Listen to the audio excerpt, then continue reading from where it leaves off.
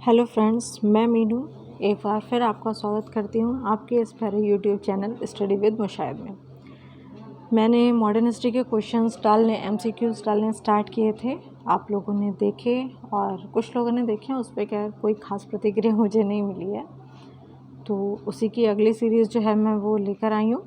इसमें मैंने जो है वो क्वेश्चंस डाले थे यूरोपीय कंपनियों का भारत में आगमन। उसमें मैंने कुछ एमसीक्यूज़ डाले थे जो कि इम्पॉर्टेंट थे, और इसी क्या जो एक तरीके से बोलना चाहिए सेकंड पार्ट है। कुछ इम्पॉर्टेंट और क्वेश्चंस हैं जिनको मैं आज लेकर आई हूँ। और आप लोगों को अगर कोई भी उसमें प्रॉब्लम हो रही है किसी भी तरीके की, तो प्लीज़ आप लोग मुझे जो है वो कमेंट करके बताइए। मैं उसको सॉल्व करने की कोशिश करूँगी, इम्प्रूव करूँगी अपनी वीडियोस को। ठीक है। अब आपको 1-2 दिन में जो है वो पॉलिटी की वीडियो भी मिलना स्टार्ट हो जाएंगी। उसमें एमसीक्यूज़ इम्पॉर्टेंट, क्योंकि अभी जैसे कि लॉकडाउन का टाइम चल रहा है, तो जिस तरीके से केसेस कम हो रहे हैं, मुझे लगता है हो सकता है कि फिर से जो है वो चीज़ें स्टार्ट होंगी। तो अगस्त सितंबर में जाके अगर पेपर वगैरह स्टार्ट होते हैं, ठीक है, तो जो है फिर एकदम से ही सारी चीज़ें स्टार्ट हो जाएंगी। तो उसमें फिर आप लोगों को जो है वो अच्छे से रिवाइज और इन सब चीज़ों का टाइम नहीं मिलेगा। तो इसलिए जो अभी टाइम मिला हुआ है रिवीजन का अच्छा सा, उसको आप लोग जो है वो यूज़ करिए। ठीक है। तो हम लोग बिना देर के हुए क्वेश्चन स्टार्ट करते हैं। इसमें देखते हैं हम, पहला क्वेश्चन है, निम्नलिखित ब्रिटिश कंपनियों में से किसे भारत में व्यापार करने का पहला अधिकार प्राप्त हुआ था। ठीक है। तो option A Levant Company, option B East India Company, option C the English Company trading to East India, और ऑप्शन डी ऑस्टेंड कंपनी। इसका सही आंसर है ऑप्शन ए लीवेंट कंपनी। ठीक है। नेक्स्ट क्वेश्चन है, यह है, लंदन में ब्रिटिश ईस्ट इंडिया कंपनी के गठन के समय भारत का निम्नलिखित में से कौन बादशाह था। मतलब लंदन में जब ईस्ट इंडिया कंपनी का गठन किया गया था, उस समय भारत का कौन बादशाह था। Option A Akbar, option B Jahangir, option C Shahjahan, option D Aurangzeb. ठीक है। तो इसका सही आंसर है ऑप्शन ए अकबर, क्योंकि आप लोगों ने मॉडर्न हिस्ट्री में या उसमें पढ़ा होगा, आप लोगों ने जो है वो देखा होगा या पढ़ा होगा इसमें कि जो है वो अकबर का टाइम जो है वो 1600 मतलब जो है लगभग रहा है, इसके बाद ही चेंज हुआ। तो इसका जो लंदन में ब्रिटिश ईस्ट इंडिया कंपनी का गठन हुआ था, वो अकबर के टाइम में यानी कि 1600 के टाइम में हुआ था। ठीक है। तो इस चीज़ को याद रखिएगा, क्योंकि इस टाइप के क्वेश्चंस जो हैं वो ये क्वेश्चन पूछ लिया जाता है कि जब ईस्ट इंडिया कंपनी का ब्रिटेन में निर्माण हुआ था, तो भैया भारत में कौन बादशाह था। ठीक है। तो कौन था, अकबर। ठीक। नेक्स्ट देखते हैं हम लोग, किस मुगल सम्राट के काल में इंग्लिश ईस्ट इंडिया कंपनी ने भारत में सर्वप्रथम कारखाना स्थापित किया था। ठीक है। एक बार मैं क्वेश्चन रिपीट करती हूँ, आप लोग फिर से देख लीजिए। किस मुगल सम्राट के काल में ईस्ट इंडिया कंपनी ने भारत में सर्वप्रथम कारखाना स्थापित किया था। ऑप्शन ए अकबर, ठीक है, option B Shahjahan, option A Akbar, option B Jahangir, option C Shahjahan, option D Aurangzeb. इसका सही आंसर है ऑप्शन बी जहांगीर। ठीक है। तो आप जो पिछला क्वेश्चन था वो और इन क्वेश्चंस, ये इम्पॉर्टेंट क्वेश्चन है, थोड़ा ध्यान दीजिएगा कि पिछला जो क्वेश्चन था अभी, उसमें था कि जो ईस्ट इंडिया कंपनी का गठन हुआ था जब ब्रिटेन में, तो भारत में शासक या बादशाह कौन था, तो वो था अकबर। ठीक है। लेकिन ये क्वेश्चन जो है, किस मुगल सम्राट के काल में ईस्ट इंडिया कंपनी ने भारत में सर्वप्रथम कारखाना स्थापित कहाँ किया था। ठीक है। क्योंकि इस टाइप के क्वेश्चंस जो है वो काफ़ी कंफ्यूज करने वाले होते हैं और आते भी हैं कि ईस्ट इंडिया कंपनी ने पहला अपना कारखाना कहाँ स्थापित किया था या किसके टाइम में किया था। ठीक है। डच ने कब किया था, पुर्तगालियों ने कब किया था। ठीक। तो इसका सही आंसर है जहांगीर। तो इस चीज़ को आप लोग जो है वो ध्यान रखिएगा। नेक्स्ट क्वेश्चन देखते हैं हम लोग अब। भारत में 1613 ईस्वी में अंग्रेज़ों ने अपनी पहली फैक्ट्री कहाँ स्थापित की थी? Option A Goa, option B Bengal में Hooghly, option C Arcot, option D Surat. इसका सही आंसर है ऑप्शन डी सूरत। ठीक है, इसके बारे में मैं कुछ आपको इन्फॉर्मेशन देना चाहती हूँ जिसमें आप मतलब ध्यान रखिए, क्योंकि पिछला क्वेश्चन था कि अंग्रेज़ों ने किसके शासनकाल में अपनी पहली फैक्ट्री लगाई थी, उसका आंसर क्या था? जहांगीर। ठीक है, अब कहाँ लगाई थी? सूरत। सूरत कहाँ है? गुजरात में, यानी कि पश्चिमी तट पर। इस चीज़ को ध्यान रखिएगा। पश्चिमी तट से रिलेटेड मैंने आपको पिछली वीडियो में क्या बताया था कि कालीकट जो कहाँ था, वो भी पश्चिमी तट पर था। ठीक है, जहाँ पे सबसे पहले कौन आया था? पुर्तगाली, जिसका नाम था वास्को डी गामा, यानी कि जिसने भारत की खोज की थी। उसका स्वागत किसने किया था? जमोरिन ने। तो इस तरीके से अगर आप क्वेश्चंस को कोरिलेट करेंगे तो आपको रट्टाफिकेशन की ज़रूरत नहीं पड़ेगी। ये एक जो है वो स्टोरी की तरह आपके माइंड में रहेंगे क्वेश्चंस। ठीक है, इसके बारे में आपको बताऊंगी थोड़ी सी चीज़ें कि जहांगीर का जो शासनकाल था उसमें आपने देखा होगा कि ईस्ट इंडिया कंपनी ने सर्वप्रथम 1611 में जो है वो मसूलीपट्टनम या मछलीपट्टनम में एक अस्थायी कारखाना लगाया था। ठीक, अगर वो अस्थायी करके देते हैं तो मसूलीपट्टनम या मछलीपट्टनम आप बोलेंगे। ठीक, लेकिन जो उन्होंने परमानेंट वाला लगाया था वो लगाया सूरत में, और कब? 1613 में। तो ये जो डेट है ये और सूरत, अब ये कहाँ है? गुजरात में। और किसके टाइम में लगाता है? जहांगीर के। ये बहुत इंपॉर्टेंट चीज़ है, तो इसको आप लोग ध्यान रखिएगा। ठीक है, नेक्स्ट क्वेश्चन देखते हैं अब हम लोग। निम्नलिखित में से किस अंग्रेज अधिकारी ने पुर्तगालियों को स्वाली, ठीक है, के स्थान पर हराया था?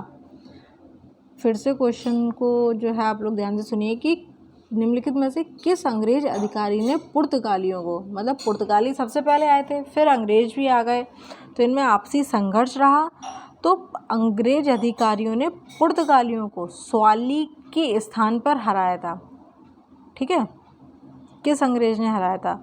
Option A William Hawkins, option B Thomas West, option C Thomas Roe, option D Josiah Child. इसका सही आंसर है ऑप्शन बी थॉमस वेस्ट। ठीक है, इस चीज़ को ध्यान रखिएगा। और जो है नेक्स्ट क्वेश्चन देखते हैं अब हम लोग। ये है ब्रिटिश ईस्ट इंडिया कंपनी ने बम्बई किससे लिया था? ठीक है, ऑप्शन ए डचों में से, बी फ्रांसीसियों से, ऑप्शन सी डेनिसों से, ऑप्शन डी पुर्तगालियों से। इसका सही आंसर है ऑप्शन डी पुर्तगालियों से। ऐसा था कि जो पुर्तगाली सबसे पहले आए थे उन्होंने सारी चीज़ें अपने फैला ली थी, उसके बाद और भी कई लोग आए, लेकिन जो मुख्य रूप से संघर्ष था वो अंग्रेज और पुर्तगालियों के बीच था। लेकिन कहीं ना कहीं पुर्तगालियों की जो व्यवस्था थी वो थोड़ी लचर थी, या ये कहना चाहिए उनकी जो सैन्य शासन था वो अच्छा नहीं था, जिस वजह से ईस्ट इंडिया कंपनी या अंग्रेज जो है वो उन पर भारी पड़े। ठीक है, तो ब्रिटिश ईस्ट इंडिया कंपनी ने बम्बई किससे लिया था? पुर्तगालियों से।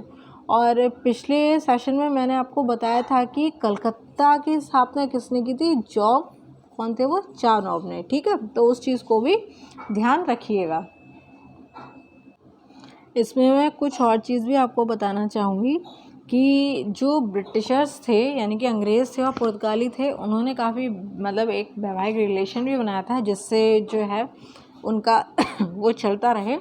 तो इसमें 1661 ईस्वी में जो है वो इंग्लैंड के सम्राट चार्ल्स है, मतलब वहाँ के जो प्रिंस थे वो सम्राट चार्ल्स थे द्वितीय, चार्ल्स सेकंड। उनका विवाह जो है वो पुर्तगाल की राजकुमारी कैथरीन से हुआ था। ठीक है, पुर्तगाल की राजकुमारी कैथरीन से किया गया था। तो पुर्तगालियों ने उनको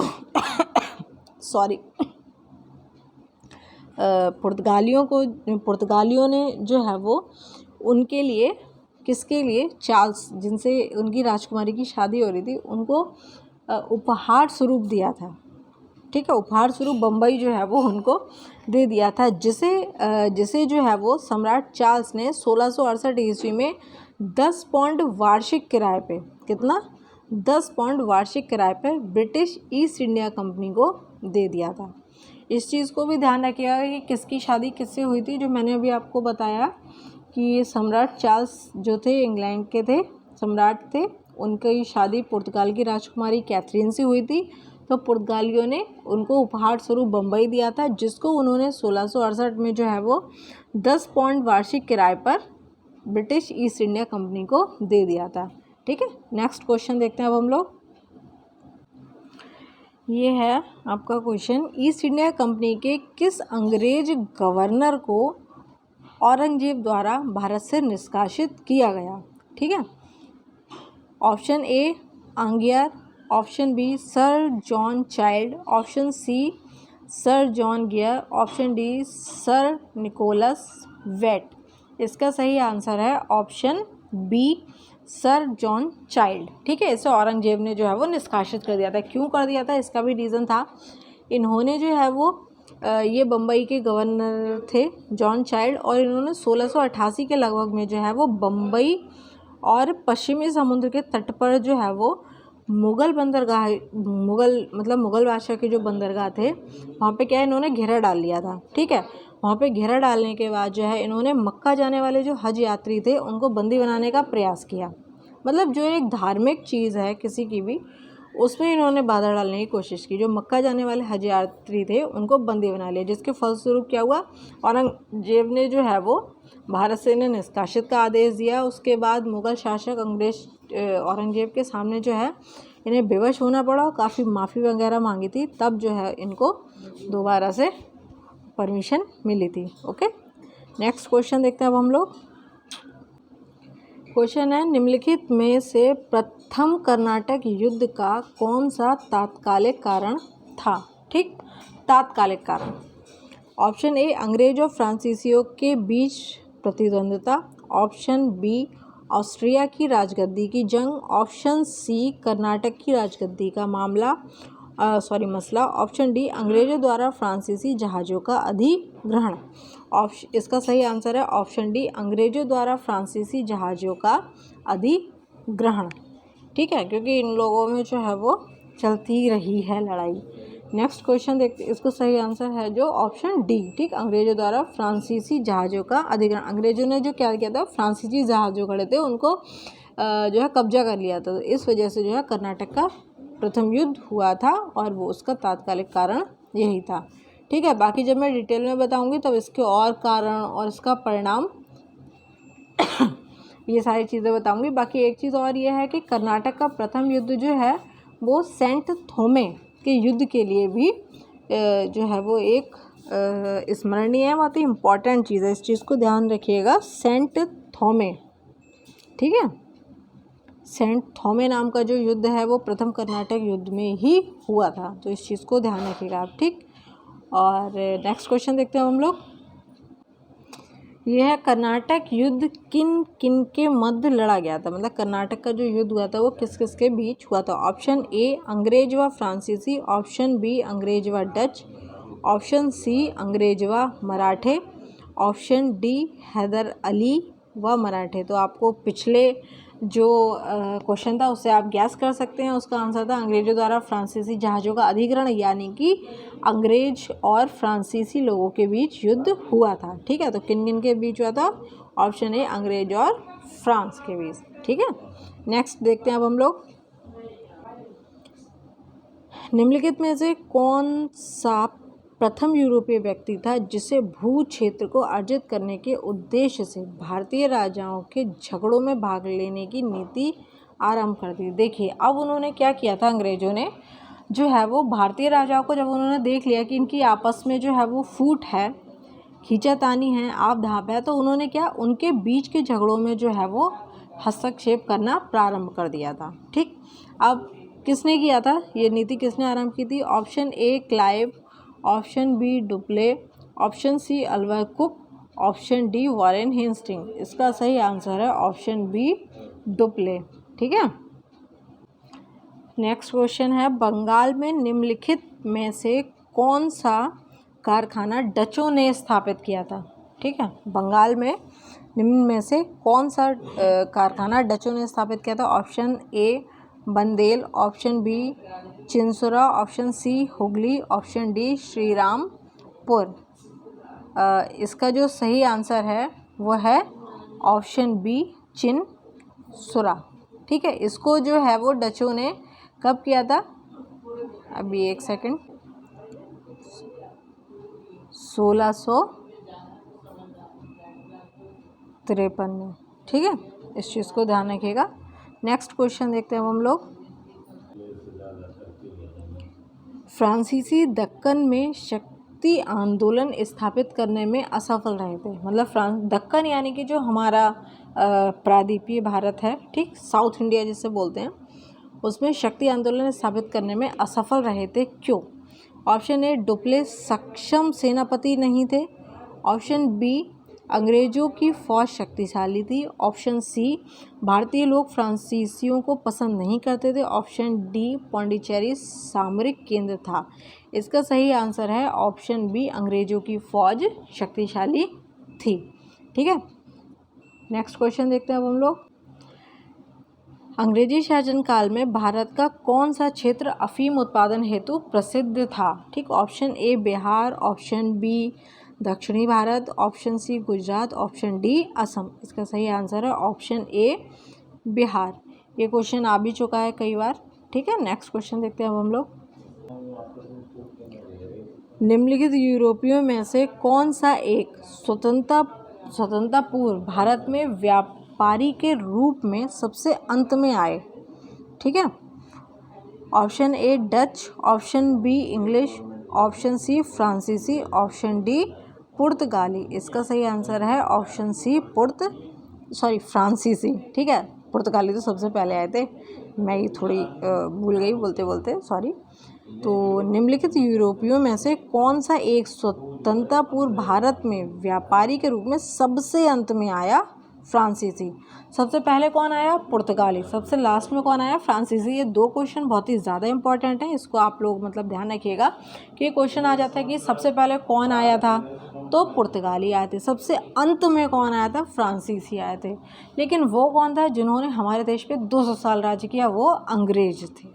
ठीक है, ब्रिटेन के लोग थे। तो इस चीज़ को ध्यान रखिएगा। अब कल जो है वो आपके ईस्ट इंडिया कंपनी और बंगाल के नवाब वगैरह उनसे रिलेटेड क्वेश्चंस आपके आएंगे। मतलब एक यूनिट के क्वेश्चन आपके कंप्लीट हो गए। अगर आप जो है इन क्वेश्चंस को अच्छे से पढ़ लेंगे तो इससे रिलेटेड क्वेश्चन आपके बाहर नहीं जाएंगे किसी भी एग्ज़ाम में। TET, UP TET, super TET तो किसी भी स्टेट का हो, ठीक है, और सुपर टैट चाहे जूनियर का हो, प्राइमरी का हो, एसएससी के एग्ज़ाम हैं, आपका पुलिस का है, ठीक है, और एमटीएस वगैरह में जो आते हैं, बैंकिंग वगैरह में छोटे छोटे क्वेश्चन जो स्टाफ से पूछ लिए जाते हैं, वनडे एग्ज़ाम में पीसीएस है। तो इन क्वेश्चंस को आप अच्छे से करिए। आई विश आप लोग बहुत अच्छा परफॉर्म करेंगे। और एक बार फिर मैं जो है यही बोलना चाहूँगी, सुरक्षित रहिए, घर पे मास्क लगाइए, सैनिटाइज़र यूज़ कीजिए और बिना ज़रूरी काम बाहर ना जाइए। ठीक है, अपने और अपने परिवार का ध्यान रखिए और अच्छे से रहिए। ठीक है, अब मैं नेक्स्ट सेशन में मिलती हूँ आपके लिए। तब तक के लिए नमस्कार, थैंक यू।